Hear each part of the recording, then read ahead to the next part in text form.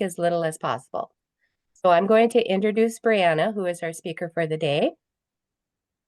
And Brianna Wheeler is a Minnesota Master Naturalist instructor and independent contractor who focuses on securing funding for and managing intergenerational nature connection and conservation projects to benefit health and wellness. She served as executive director for the River Bend Nature Center in Faribault, Minnesota, and before that spent over a decade as a nursing home activity director, where her favorite thing was seeing how residents and caregivers would light up during time outside. She promotes age and dementia-friendly communities and works to champion the values that older adults can bring to the world around them while respecting each other's individuality, journey, and choices. Brianna has a Master's in Public Affairs degree from the University of Minnesota, where she concentrated on aging policy, and a Bachelor of Science from Minnesota State University, Mankato, in Sociology and Environmental Science, with a minor in Recreation, Parks, and Leisure Services. So I will turn it over to Brianna, and we will go from there. Sounds good. Thank you so much, Connie, and welcome everybody. Thank you so much for taking time out of your day to join us for a really important topic that sounds really simple, but it's got a lot of power to do things like save lives and improve lives. So by making nature and time outside together a priority, we can do these things. And it's, again, like I said, it's a very simple thing, it sounds like, but it is very powerful. I want to thank Age Friendly Minnesota for sponsoring this webinar. And if you aren't familiar with Age Friendly Minnesota, I'd encourage you to check out their website and learn more about other events and learnings that you can do. Next slide. And also thank you, Dancing Sky, for everything you've done to host this webinar. All right, so today we're going to take some time to go over some background and benefits of spending time outside. And we're going to reflect a little bit on our own lives and our connections, things that you've enjoyed doing outside, and how you can share those things with others. And look at the idea of nature mentorship and the intergenerational aspect that is really important. And so we'll touch on that a little bit. And then at the end, we'll go over some resources. I've curated a resource list that's got all kinds of different things that you can look into to help facilitate both more time outside for yourself and for the people around you. Next slide. All right, background and benefits. Next slide. All right, it probably isn't any surprise to you all that we're spending much less time outside and it's having negative consequences on us. Screens and busy lifestyles have been really becoming part of our modern life. And, you know, when you get to the end of your day, a lot of times it's just, you're just so exhausted that this retreat into screens has become common, whether that's a Netflix binge or scrolling through social media. Everything is on our phones now. So it really can take a lot of our attention, and it's having negative problems with chronic disease incidence is increasing across all ages. There's an epidemic of loneliness. Our Surgeon General has issued an advisory about loneliness. 1 in 2 people are reporting that they're experiencing loneliness, and it's even more in younger generations, which pretty much means everybody if it's less than 1 in 2, right? And so this loneliness has terrible effects on our health, similar to like when the Surgeon General about not smoking. Surgeon General is just as worried about loneliness in our society. And so when we are inside our houses and away from others, we have less chances to interact. We don't know our neighbors as well. And when we don't know our neighbors, it's very easy to kind of put people at arm's length and see them as somebody else, somebody that's other from us, which causes things like political gridlock and polarization. And there's this is a really important time in our history where we really do need to come together on a lot of things, given that we have challenges of climate change that we are beginning to face, and they're only going to become more complicated. And so coming together is going to be important. And I assert that if we can start spending more time outside, both on our own and with other people and across generations, we can have benefits not only to our health, but these relationships that we need just to have basic society. And so very important to think about outside time, spending it with other people, and across generations. All right, next slide.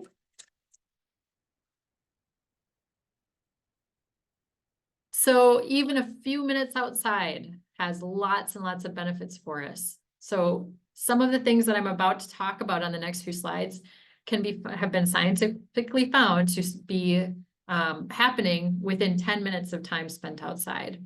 So it doesn't have to be a great big long expedition. It can be 10 minutes. Ideally, the recommendation is 2 hours a week, and that can be done all at one time or broken apart.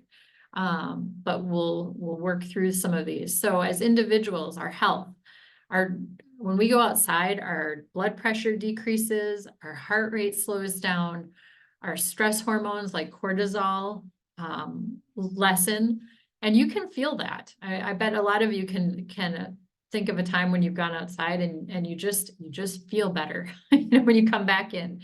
And that's because it's having this powerful effect on our health. It also facilitates social connectedness. I don't know about you, but for me, going outside with somebody, your focus can be on other things, so you can develop relationships where it's not quite as intense as maybe just a face-to-face at a dinner table or something like that. Because you can be noticing things like the birds and other things around you. So it facilitates that social connectedness and bonds with other people. Feelings of empathy when you start noticing things like birds or plants or animals around you. Other things time outside can do is that it can increase your activity level because you're usually moving around or you're doing something.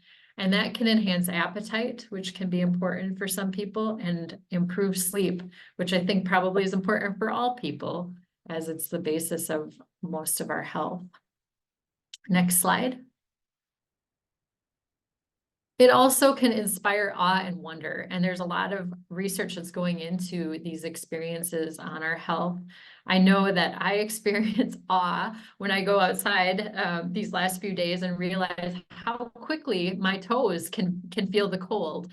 And then I can experience wonder when I notice the birds in my backyard and think about those tiny little things and how they're surviving through this cold snap we've been experiencing. Those might be more negatively associated with the cold, but things like noticing redwood tree or the changing of the colors of the leaves in the fall, these all have powerful effects on us, and we can feel connected to something greater than ourselves. In addition, time outside, usually if we're walking on a surface, it's not necessarily flat. So we're building muscles when we're walking on a surface that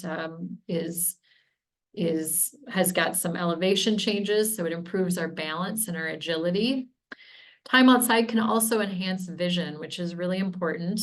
Something in modern society, they haven't, I don't think exactly said it yet, but it's likely screens, have been affecting younger and younger people with nearsightedness, which is a problem because the younger you are when you're experiencing nearsightedness, the more likely you're to experience blindness in later life. And scientific studies have shown that time outside has helped with better vision in younger people. Next slide. It also stimulates our vitamin D and bone growth, healing, and immune function. Anything we can do to increase our immune function, especially during this cold and flu season, is important. So even just getting a little bit of time outside can help with that. It can lessen anxiety and rumination, and time outside can reduce pain and swelling. Next slide. It's my last slide of benefits. It engages the senses. Think about the smell of rain, okay? Or think about watching a sunrise or a sunset, or on a nice warm summer day when you get that cool breeze, or just the feeling of the sun on your skin and the warmth. You know, the taste of the food that you grow in your garden. These types of things really are enhance our senses. They soothe our minds. We can have our creativity boosted in the outdoors, and our self-esteem and confidence can grow outside. And this last bullet I really think is important. It fosters environmental awareness. So if we have exposure to the outdoors, we learn how to know what's out there. We learn to love it. We learn to go to bat for it and to fight and to protect it. And that is really a key thing we'll talk about in just a minute, about intergenerational connections, because that can play a really important role in sparking that interest across generations. Next slide. So all of these bullets come from a webinar that was held last year by the Minnesota Department of Health. And it was presented by Sarah Holger, who is a former naturalist at Whitewater State Park in Rochester, Minnesota. And she's a certified nature and forest therapy guide, and also works with Parks RX. And those organizations both have curated the science behind the health and wellness benefits of outdoors. So the bullets that I just spoke of come from their websites. And so you have that link available to look more into that. And she has worked with some doctors at Mayo Clinic, and they're starting. Parks RX is writing prescriptions for nature to patients because of, of these findings for health and wellness benefits. And she's also now focusing on Project Go, which is Project Get Outdoors, which matches volunteers in the community with school-age children who are in after-school programs to provide them with outside education, which is really a neat thing. And I think she's getting a lot more requests from senior care homes and things to do those types of activities for residents who live in those places. And so I think that some conversations were started that she's kind of heading in that direction. And so I think that that would be really an exciting connection to make as well. So if you're interested in learning more about where these health and wellness benefits come from, you can visit these sites, and also follow Sarah. She's doing some amazing work. Next slide. And then I just wanted to say a little bit about the intergenerational element and why that's important. Older generations typically spent lots more time outside. There was a lot more freedom to be able to go and explore, and just necessity. Without air conditioning, you couldn't sit in your very hot house at night. You needed to go outside. You talked with your neighbors. Very different. And so younger generations typically are spending very little time outside, maybe at the bus stop, and maybe while they're involved in organized sports, and that's about it. And so it's really important that older generations can share these outdoor experiences with younger generations to kind of spark their interests so that they will continue to be able to protect our world as we move forward. Similarly, intergenerational connections are important for reducing ageism, and that goes both ways. We know what older generations may think about younger generations and vice versa. And it inspires creativity. There's just a lot to learn both ways. And so I just think that anytime you can think about bringing somebody who's 10 years older or 10 years younger than you or more into the outdoors, you're just multiplying all of these benefits for us all. Next slide. All right, we are up to the point where I'm going to take a break in my talking, and we're going to have an opportunity to speak, I think, as a group. I don't know how many we've got in the room. With you and me, there's 12, so 10 participants. Oh, okay. So maybe we will break into a couple of groups then, maybe 2 groups. And we're gonna do a breakout room to discuss and do a little bit of reflection. And next slide, I'll give you some instructions of what to do while you're in there. Right away, and yep, and that's fine. If you want to just listen, don't feel like you need to participate. We'd like you to stay for the rest of the webinar. But appoint somebody in your group to be a note taker and reporter, and then you're going to report back when we come back to the main room. If you need to, take a minute to think about the questions, or otherwise just jump in and start sharing in your group for about 1 or 2 minutes each. We'll have about 10 minutes. So your answers to the questions, and then the note taker, when we come back to the main group, is going to report back on the themes that they're hearing in these areas. And so the questions on the next slide. Hang on.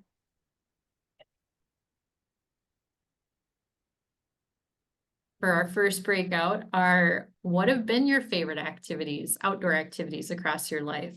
And who do you do those with? And the second question is, how can you maintain or adapt your favorite outdoor activities as you grow older? So in a minute here, Connie's Okay. gonna turn us over to our breakout rooms. And if you can put that into the chat, the questions, so that they're available in the breakout rooms for people to refer to. We'll take a few minutes to, Okay, I'm going to pause the recording okay, and let me put these in chat, okay. and then I will put.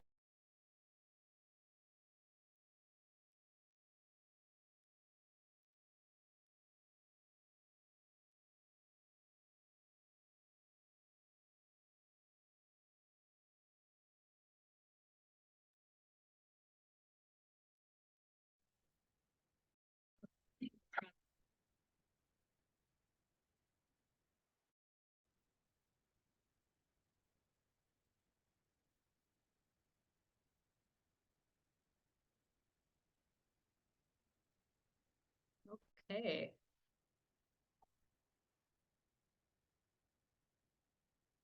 Oh, if we're all back.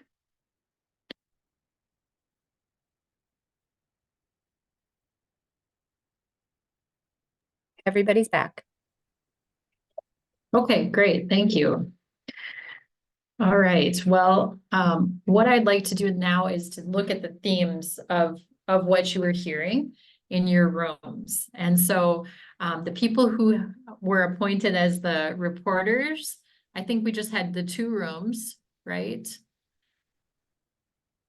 Yes, 2 rooms. So then let's have each reporter kind of report back, and then feel free, if you're noticing themes, please type it into the chat, or things that you're thinking about on these topics that we just explored, so we can kind of get a little bit of a conversation going. So would like to start.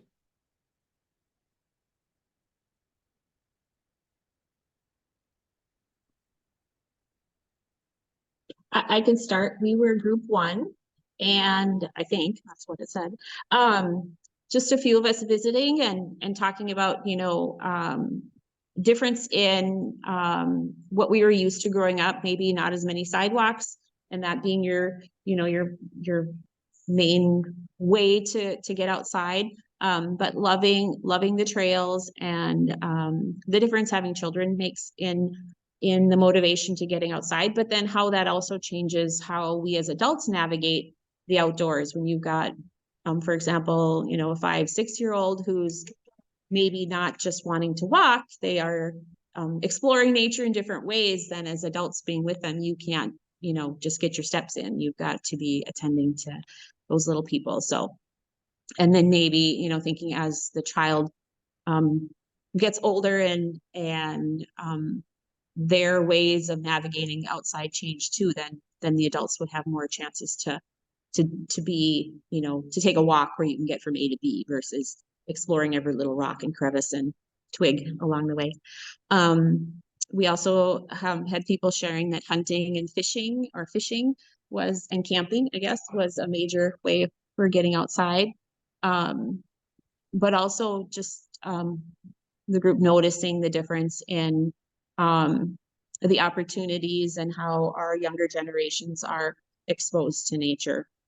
Kind of like what Brianna was saying in those introductory slides.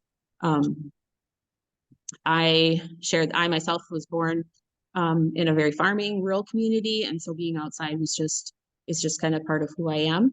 And yeah, but as you get older, you do need to keep up with it, right? So that your muscles and you're able to continue to explore. So I think adapting maybe happens if you have a major illness or a surgery or a car accident or something like that. But even if you don't use it, you lose it, kind of an idea too. So continuing to be outside, for me, just gardening, maintaining a yard is really good. And then I do a lot of outdoor activities with different groups for work. So yeah. Great, thank you. And who was the person for the other group?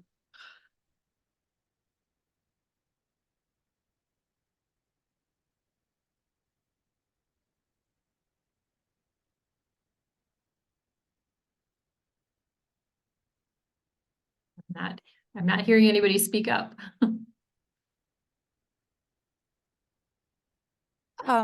This is Paige Carlson. I just joined. Is that what you were Oh. looking for? Oh, no, nope. Okay. Welcome, Paige. Hang Sorry, on. thanks. We're just doing some report backs from a breakout group we were just in. So hold tight. Okay. I don't think we actually nominated anyone. I don't know who it was. If we were supposed to pick someone or someone just decided. Oh, yeah. So in addition to what you just heard from the other group, was there anything that anybody from the other group wants to share that you heard that's a common theme around outdoor activities and who? Well, Preston, do you want to? Well, it was camping and walking and cycling. Okay. And how that could be maintained is by joining groups. Okay. Great. All right, so then just to continue the conversation for a couple of minutes here, I wonder what gets in the way. What are the things that get in your way of doing your favorite activities, and what can we do in our lives to reduce those barriers, not only for ourselves, but for the people that are around us, either in our life or our work? What are the major barriers you face to getting outside? And feel free to just unmute yourself and speak up or type into the chat. Well, my major barrier is chronic fatigue syndrome. That makes it difficult to go out on these kind of nature trails and things like that. But some days are better than others. Sometimes I can walk a short distance, and other times I can go a bit further, and other times just not at all. It's quite unpredictable. So taking advantage of the days that are better than I bet. Yeah, absolutely, to the full. Does anybody else want to share what gets in the way? And what you do to reduce what gets in the way?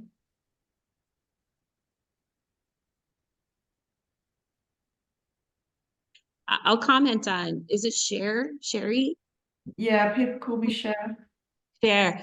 I appreciate your comments about that. We've done a lot of visiting in our area. Sometimes I think benches and places to sit down are they're not put in mindfully.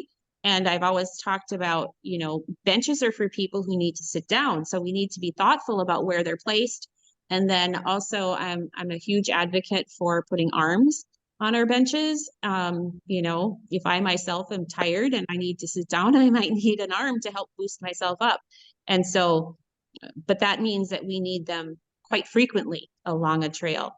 Um, and and then also just reducing other barriers for people who, you know, want to get outside and you know, they're not your 10-mile hiker. They're somebody who just wants to get outside. And what does that look like from an access standpoint? A lot of times trails say no motorized vehicles unless you're, you know, have a license for something or a designation. And there's a lot of access to scooters and different kinds of carts and different things now for the general public. And how do we encourage our park systems to think about that? I just think we need to advocate for ourselves. So I'm happy that you shared your personal situation. Thank you. Thank you. Yeah, Great. I agree with what you're Great. saying. I agree with what you're saying, and about, you know, putting benches, more benches. But in the camping shops, you can get a fold-up seat, and it's quite light to carry. Mm. So this is an alternative. Or it's just about planning your route so the terrain's going to be okay for you, not too hilly, not too bumpy, and all that kind of thing. And the good thing is, there's also bikes that you can hire. So I haven't actually hired one out myself yet. I might give it a go. But the problem I've got with cycling at the moment is I've got vertigo now. So it's a bit of a problem, although there is medication for it that I could take. Awesome. Well, thank you for sharing those bits. And I think what we're going to do now is we're going to transition into our second breakout room, second and last breakout room. And so if you can go to the next slide, Connie. Oh, and then the next one. All right. And so this next one is our nature mentors and who have been the nature mentors in your life. A lot of times people go back to somebody like a parent or a grandparent. These are people who have taught you or inspired you to connect with the natural world. And it doesn't necessarily have to be way back in time. It can be even currently. If there's somebody in your life that motivates you to get outside, your nature mentors. And then what are the qualities of your nature mentors? And then finally, like, how can you be a nature mentor or a nature advocate for other people in your life? So we're going to do similar to what we just did. Connie's going to break us into some rooms. We'll discuss here until about, let's see, where are we at here? Till about 10:35-ish, 10:40, you know, somewhere in there. And then we'll come back and discuss these back with the group and go from there. So we'll see you in a little bit.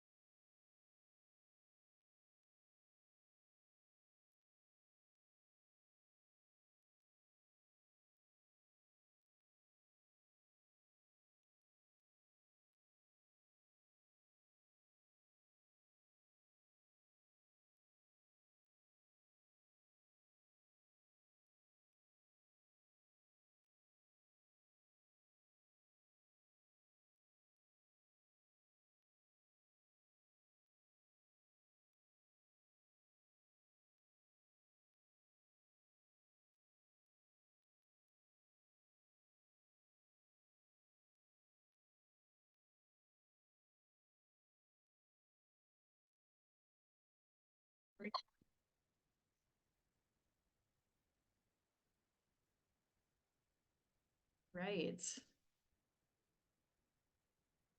It sounds like we're all back because I think we got forced back. So everybody must be here. Everybody's back. That was a fun, great. So let's hear from you. What sorts of themes that you heard around nature mentors and their qualities?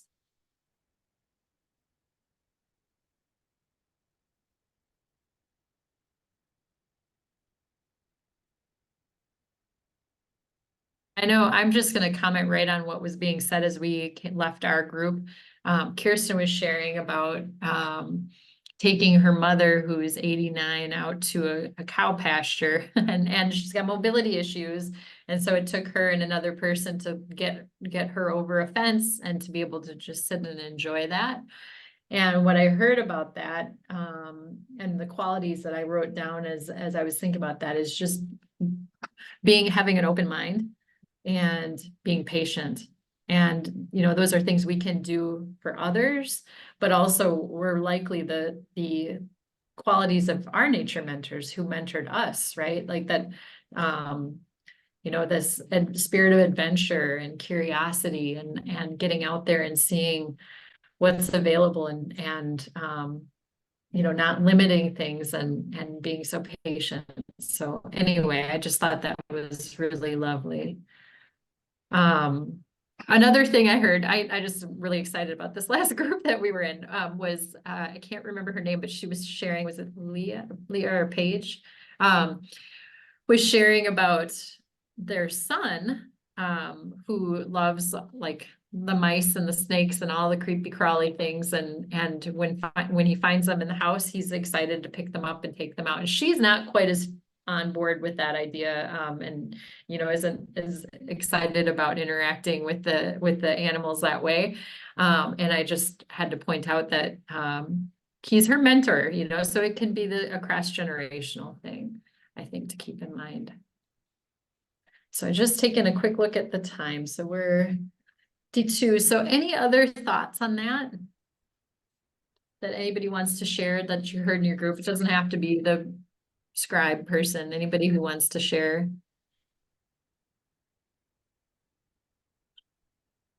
So I just encourage, we've had this forethought and this kind of theme about take it outside. It's like, whatever you're doing, can you take it outside?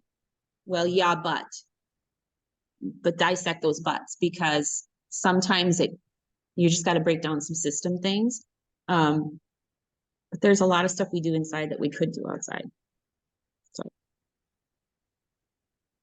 Good point.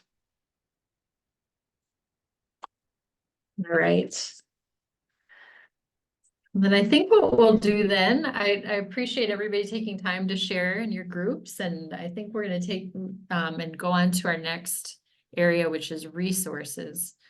So I've curated a list that after the webinar is over, Connie will put into the chat a link to the Dancing Sky website, which will have this resource list. And what it has is it's got places that you can go.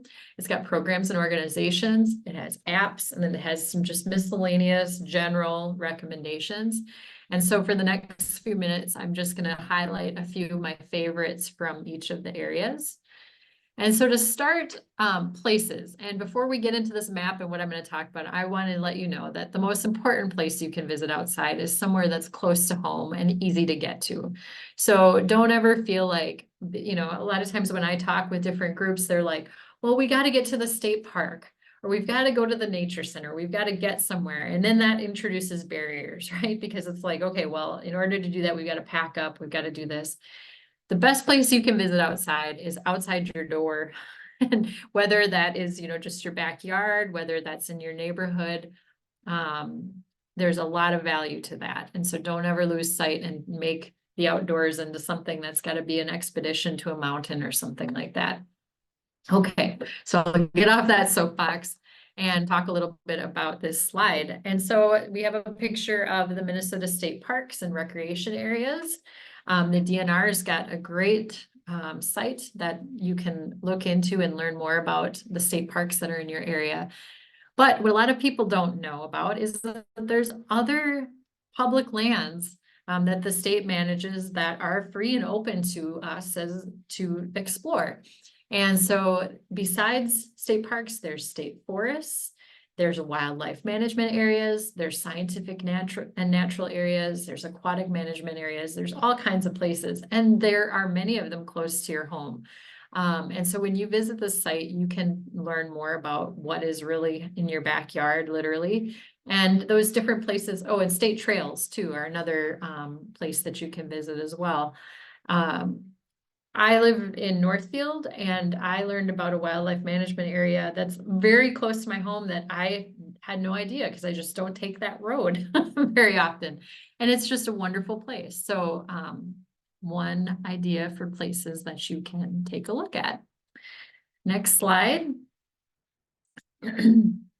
is programs and organizations. So I want to first start and talk about Minnesota Master Naturalist Program, which has been a huge part of my life these last almost 20 years. Is a program through University of Minnesota Extension, where you take a core course, which is a 40-hour course, and you learn about a biome. And interestingly, yesterday I took a look at the Dancing Sky Area Agency on Aging, the counties that you cover. You actually cover the counties that are in all 4 of Minnesota's biomes, which is pretty amazing. You have a lot of diversity of landscapes and things that are all converging in northwestern Minnesota. So there's big woods and big rivers. There's Northwoods Great Lakes, prairies and potholes. The 4th biome is aspen parklands, which they don't have a curriculum for. And that's in the northwestern corner of the state. And all kinds of things in that biome. And then you're expected or asked to volunteer 40 hours a year in order to keep your Master Naturalist current. And it's a wonderful program. You learn a lot of great things. You meet a lot of great people. I highly recommend it. So learn more there. And then the other program that I think, and I always like to bring this up to groups because I like to plant this seed, is Phenology Reports with John Latimer. And this is KAXE. I think it's out of Grand Rapids. You can also access it online at this link. And what phenology is, it's a study of the changing seasons. So for example, you could write down when the first frost was, when you saw your first red-winged blackbird in the spring, when the lilacs bloomed, those types of children from various schools across northern Minnesota, and I think maybe one in southern Minnesota as well, that give a report, and it is just the neatest thing. So it will be 25 Canada geese fly overhead. And it's just a great way for everybody to connect. Uh-oh, my internet connection is unstable. It says, I'm gonna stop my video. Okay, let me know if you can not hear me.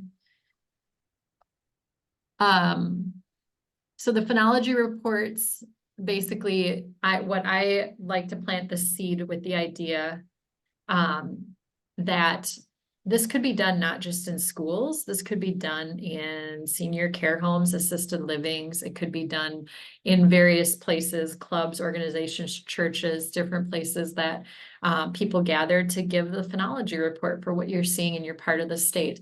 And whether you work with John at KAXE or you do it in another way, this could be a neat way for connecting across generations and with the natural world. Next slide.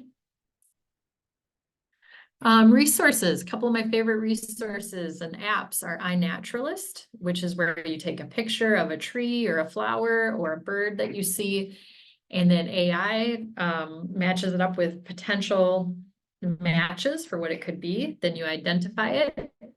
And then when 2 other people who are on the app also give that positive identification, you all agree on what it is that you saw, it becomes research grade, which means that scientists who are studying that particular thing have a distribution map of where people are seeing it. So not only are you learning things about the world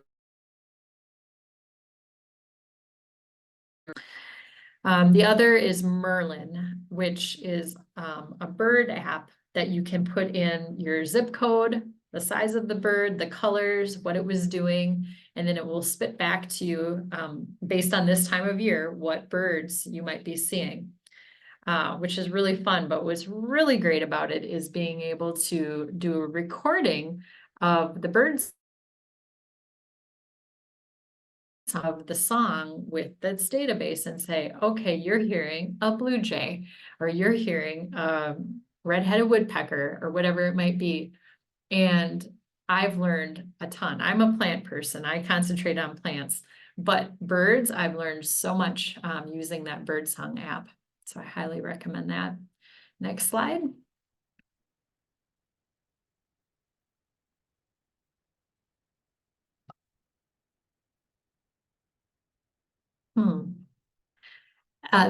So the other, from the other category on the resource list, if you go back, yep, is individualize. And so I think this is a really important point to bring up. For somebody like me, I'm so excited about nature and I want to just do it all with everybody, you know? But not everybody has had a positive experience or much of an experience with nature in their life. So you have to meet people where they're at and understand where they're coming from. And figure out what is going to make the most sense to involve them with nature.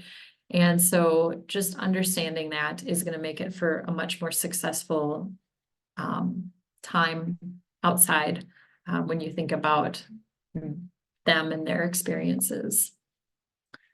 Next slide.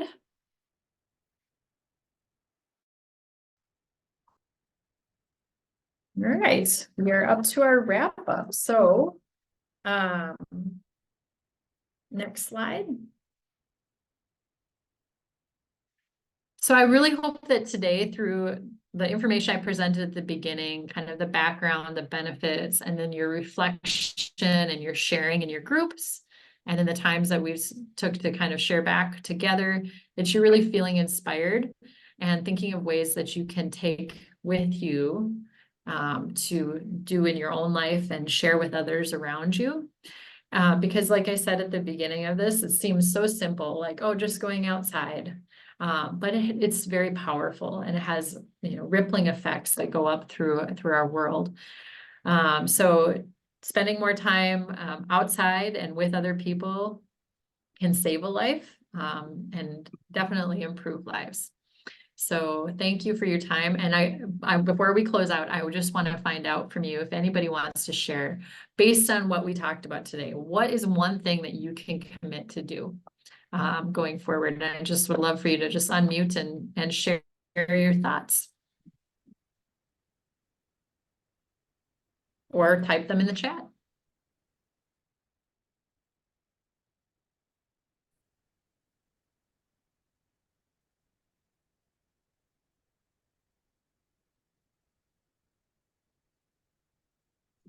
So this is Kirsten. Of course, I will share. I just think being more intentional about interacting with our long-term care facilities and some of our apartment buildings that cater to our older population and rethinking stuff. And then we do have a Facebook page. It's called Children and Nature in Northwest Minnesota. It's just where we have locally documented some things, and we had a much more concerted effort probably 10 years ago. But I do try post on that a little bit. So there's some Northwest stuff, more specific to Crookston and some of the surrounding areas. But anyway, yeah, so just interacting with our long-term care and some of our specific elderly populations. Awesome. Thank you. And I see somebody typed in the chat, 30 minutes of self-care per day.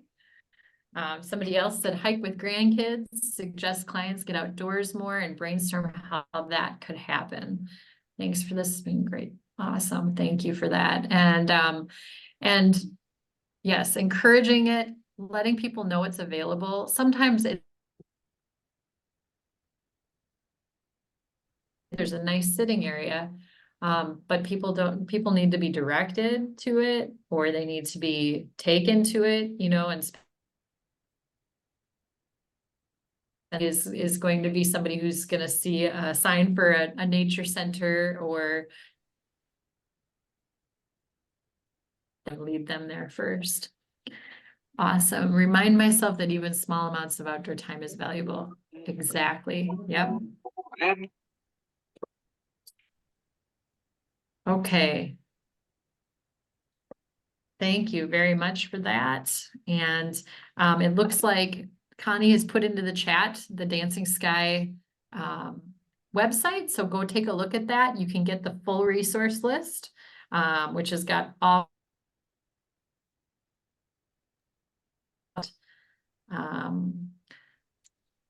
if you have any questions, I can take them. So this is Connie, just a little bit. You will find the resource page under where it says Dancing Sky webinar series, recorded webinars. The webinar will be linked here as soon as it's as soon as we're done and we have it recorded. But right now the resources are the only thing that's linked. And then Connie, can you go to the next slide too?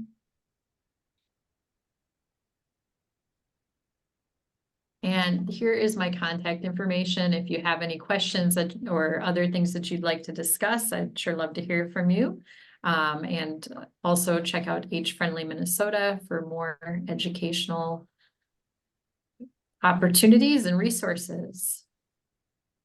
Otherwise, I'll stick around here for a little bit if you want to ask a question. Otherwise, thank you so much for taking time on this and have a great day.